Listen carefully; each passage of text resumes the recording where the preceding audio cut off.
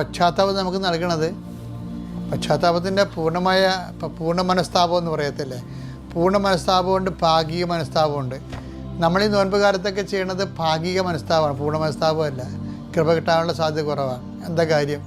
പൂർണ്ണ മനസ്താപം എന്ന് പറയുമ്പോൾ മേലിൽ പാപം ചെയ്യരുത്തില്ല, ആ സാധനം ആവർത്തിക്കത്തില്ല.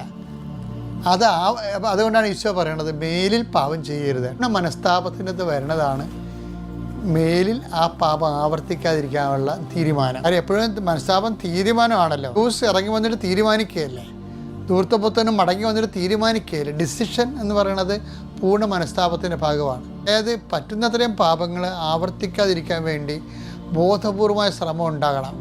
അങ്ങനെ ശ്രമിക്കുന്ന ആത്മാവിനെയാണ് ദൈവം അസൂയയോടെ അഭിലഷിക്കുന്നത്. Now you got the point. നോൻപ് കാലത്ത് കർത്താവിൻ്റെ കൃപയിൽ വളരാൻ ഇത് നിങ്ങളെ സഹായിക്കട്ടെ.